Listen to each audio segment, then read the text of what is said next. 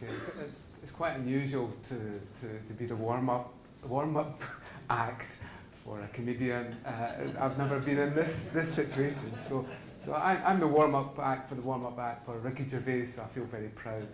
I've really managed to get somewhere. So I said, and I'm the real Bill Buchanan, because somebody thought you were the Bill Buchanan this morning, but I'm the real one for them. Okay, so I'm going to whiz through this. 15 minutes is really not enough to cover this subject in any great way.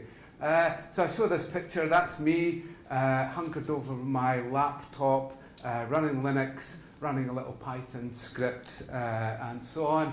And this guy here is the CEO of Swift. And he said that a computer hacker is male, run Linux on the computer, runs Python code, has a hoodie on, and hunkered over a keyboard. Okay, if you think that is your biggest threat, then you're probably not doing your job right. So your biggest threat, as we'll see, is somebody slightly different from that, and different types of people. So what are some of the issues? I think very few people understand crypto. Did anybody do a formal cryptography module at university or school? Oh, good. You're all in the middle there. Maybe there's a sign there. But few people have got crypto skills, can really understand crypto, and like it or not, you're going to have to get used to that. The first time you get put on Sky TV and get asked about something, if you say that something was partially encrypted, you might get quizzed for that. That's what Dido did. She said it was partially encrypted. You either encrypt or you don't, and then she bumbled her way forward from there. Nobody understands PKI. I'm sorry for using acronyms, public key infrastructure. Oh, yuck. That horrible thing that we've created, the nightmare that is PKI. The enemy is within. The enemy isn't out there. The enemy, just as we've seen, is your own people, your own staff, people paying people to get data, and so on. You can have the greatest firewalls, the greatest cryptography in the world, as long as you've got half a dozen sysadmins with the keys to the castle, which are the encryption keys. Sorry for using bad pun, but they have the keys of the castle. The enemy is within. Few people understand anonymization and sanitization. I've worked in the area, and I don't really understand it. Sanitize, anonymize, you've got no data left. If you've done key anonymity and so on, you'll know it's a nightmare. There is always data that you can search for and find. Nobody understands trust infrastructures at scale. It's not just your trust infrastructure, it's your third party, it's all the people you deal with, it's your citizens and so on. It's the whole world eventually. Nobody understands how to build systems properly that does that. That's old, that's old, that's old, that's old, that's old, and they're not fit for purpose. And your biggest worry is DevOps and SysOps. Is there anybody here? I'm not talking about, oh, did you put your hand on this? Anybody SysOps, DevOps? They have no clue. Software engineers don't get taught cryptography. They don't get taught. It gets in the way. It works. What's your problem? Test it. No, it works. I can assure you. So that's your problem. Okay. So we tried that, and it didn't work. Okay. So now we try that. Okay. Okay. It's about time. It's about time people pull their socks up. Because I, as a bank, have the best crypto, the best security analysts in the world, and I just pay, you've got to pay a little bit more for my bank, and then a bank down the road doesn't spend anything on crypto, uses anything, and they can do it cheaper. So it's about time that I know that looks really, it's the only picture I could find, but so we tried that. So I used to be an electrician, and I kind of knew what another electrician did and an electrical engineer did. We could all wire a plug. Okay, that was good. We could all sit in a room and say that brown and red, brown, this is a bad example, earth, live, and neutral. We could all say that. But in cybersecurity, can we really say that we are an entity? What is it we share? We are such a disparate bunch. Oh, that wasn't meant to happen. Are we an engineer? Are we an architect? Are we a freaky clown? That's a real person, by the way. That's a freaky clown. If you've ever came across him, you'll have to actually see because he's going to go behind there. He's actually behind there somewhere. There he's there. That's a freaky clown. He's a pen tester. He does a lot of great stuff about getting kids into cybersecurity and so on. So who is it we really are? He does, if you've seen a pigeon in your bank account, have you ever seen that one, George? Go and watch it. Phone jacker. When he hacks a bank, he puts a pigeon on the page. He drops a pigeon into the bank. It's to do with we need to clean your bank account out. There's a pigeon in your bank account, so we need your PIN code and sort code so we can get rid of the pigeons from there. Have a look at it online. Oh, now that's really good. Okay, what that's meant to say, that was the last graphic I put in, so I really apologise for that, and I can't swipe it away. And the biggest problem is this air gap. I can assure you it's an air gap. Two business people can't, someone with a business context and can't talk about risk in the same way. This guy talks about dollars, and this guy talks about Cisco ACLs and firewall rules and TCP ports. Get this guy out of here. He's got no need. And that's the problem. We can't articulate risk between the two of them. And that's a problem. There. And okay, but this was meant to be GDPR. I think in there, apart from the plug, this will burn into your memory for years. This electrical plug. So if you look at it, this is encryption is there, pseudonymization, availability, breach in the testing, access to data. You've got away scot-free for the past wee while. Your auditors haven't been that tech savvy. You go, look over there, that's my log. That's my log management system. See the flashing lights that it costs 50k? It's nice, isn't it? Crypto, yeah, we use that. Good, that's fine. You're not going to get away with that any longer. You're going to have to be a bit more tech savvy, or at least talk the talk. Okay, so what's one of the problems? One of the problems is they've come up with a new term. That's nice. And I don't know really what it means. Okay, we've worked in healthcare for a long time. It was this big secret. When you went to your doctor, it didn't have your name on it. It had, in Scotland, you have what's called the Kaia number. And it was a big secret. Nobody knows about it. But then you say, is it just your date of birth and a number and another couple of digits? So it was a well-known thing. And when a doctor had your health record, you could see the number, but you couldn't see your name. And that works in a real space, because you've just got, I don't know if you've ever been in a doctor's office, but there's a big stack of papers like that. But in an electronic world, we need to firewall between here and here. This is your patient record. I appreciate some of that would probably go over here. But this has now got to be firewalled away. Okay? Don't keep them together. Okay? It's like writing your PIN number on the back of your bank card. That's not a very good idea.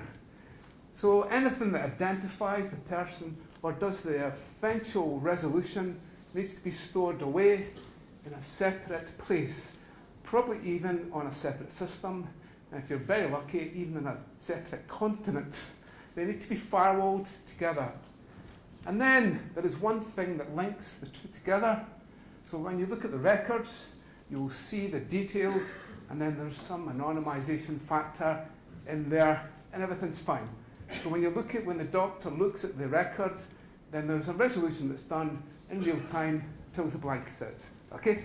I hate to say it, but this is the millennium bug all over again. You'll have to re-engineer your systems. You can't get away with putting in an SQL table. That's okay, it's on another table. But if somebody gets your database, oh, it's encrypted, you mean it's got a password on it? Yeah. So you've got to think about the firewalling of the two. And this is the way that it's done. Well, increasingly will be done. Your medication record, you will see your medication there, and then you will see a log related to it. And the problem is here is that I can just eventually find out who you are. If you've ever looked at Bitcoin and blockchain, do you think blockchain is completely anonymized? You can't tell? I think the cops can't tell who's doing a transaction anytime? Do you think that happens? Is it completely anonymized? No. It has a little identifier.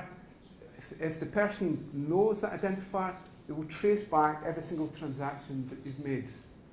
The future is this. Okay, this is hash and salt. You take the identifier, that's your seed, and then what you do is you hash and salt. And then again, the next time you hash and salt. It's impossible for anybody to actually find out where they are because you need that original hash and you need the salt. Okay? So salt is going to be the future. Salt is the thing that will stop it from being hacked. And then what you get is a whole big record. Why do we store it in databases? Why not having a great big record that we just mine? And that's the whole concept with blockchain. So the other problem, and I hate to do this, and it'll probably make your head spin a little bit, is that let's actually look at encryption. Okay, Bob, Alice, Eve, Trent, good guy, bad guy, that's the way we deal with security. It works great until it doesn't. It works great as long as no one makes a mistake. It works great unless something goes wrong. And it works great as long as everything works right, okay? So we're all happy that that's going to happen, okay? And that's the problem with encryption. Those rules typically don't work together. These were the guys who came up with public key. This guy here, said, oh, he just put my name on the paper. He thought it was going to be the least significant paper ever, but it ended up being one of the most important papers. And basically, at the time, they thought 40 quadrillion years. That's going to take a hacker a long time to get it. These numbers that they dealt with are little baby numbers. Now, your fridge could probably crack those ones. But the guy said 140. He could have said megazillion, mega. That time just is a crazy amount. So they said that, but they kind of forgot. This was Stranglers. I don't know if you remember them. They were 1977. 4 quadrillion years, double computing power. Actually, it's only 3,000 years after where we are last year. So I'll go through quickly the main methods, just so that as an academic, I like to kind of test you. I'll be asking an exam at the end. The methods, secret key, the workhorse of the industry. If the auditor comes along and says, what is it you're using? Don't say RSA. Okay, that's the wrong answer. Say symmetric encryption, AES, DES, 3DES, and so on. Then we've got public key, a couple of keys. We encrypt with one, we decrypt with the other. That's great. And then hashing. And people think, oh, what's the one that you use?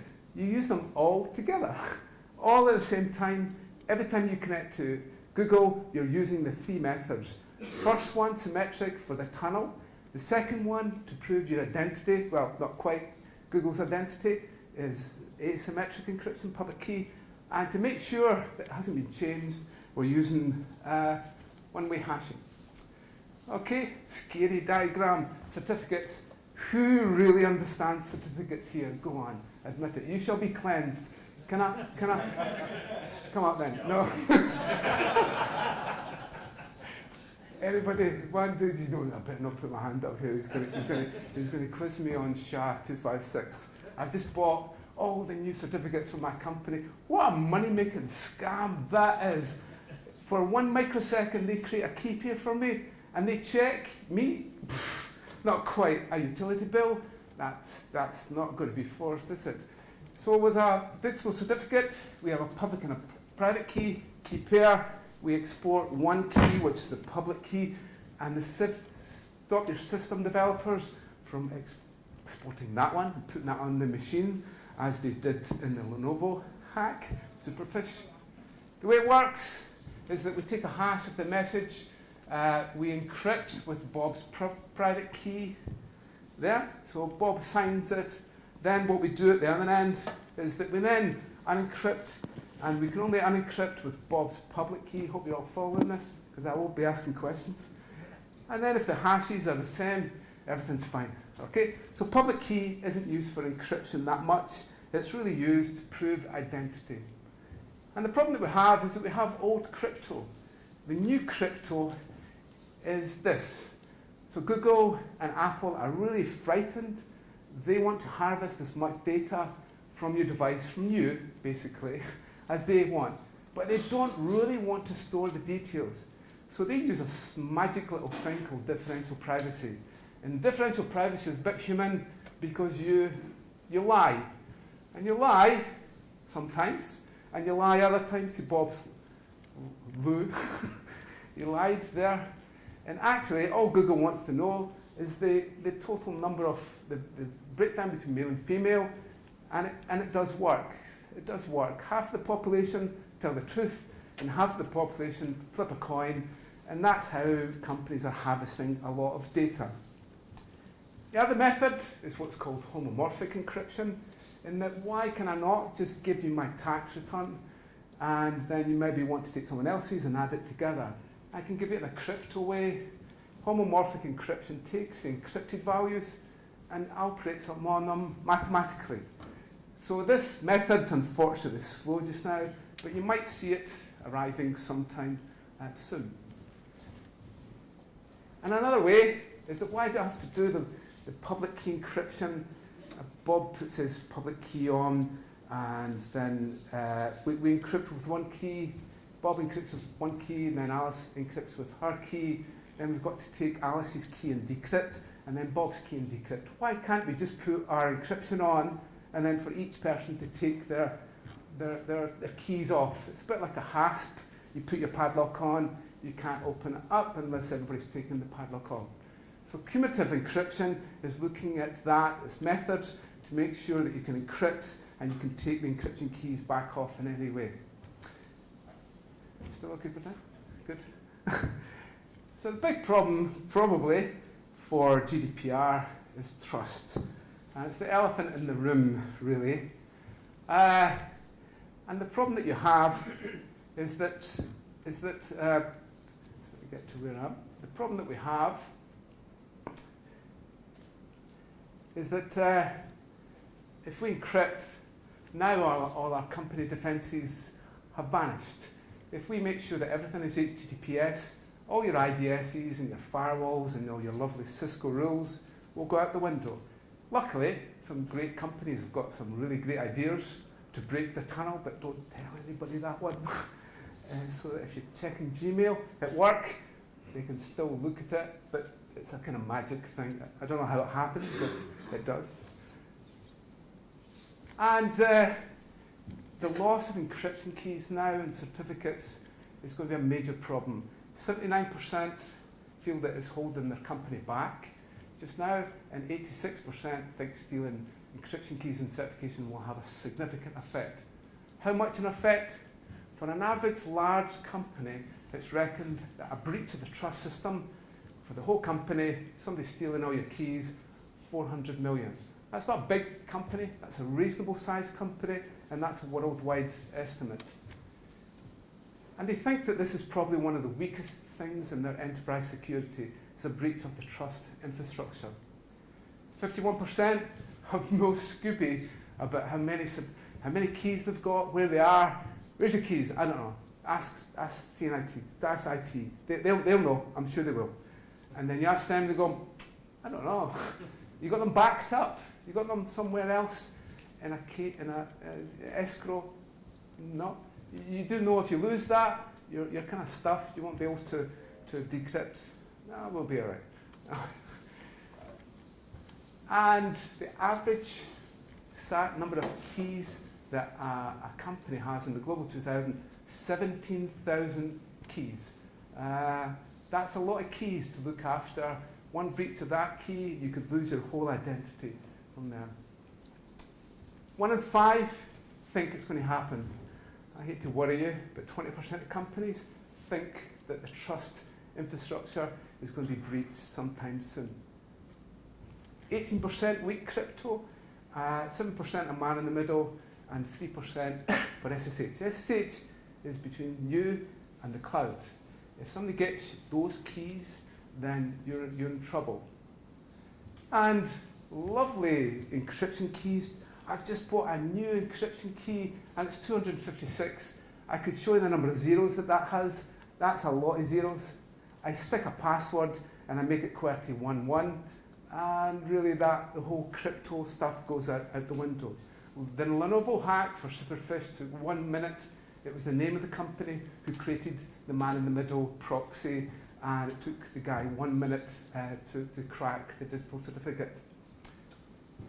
So Pullman found that if you've got an instant response, you can really cut your breach $16 down on the cost of a breach per record in there.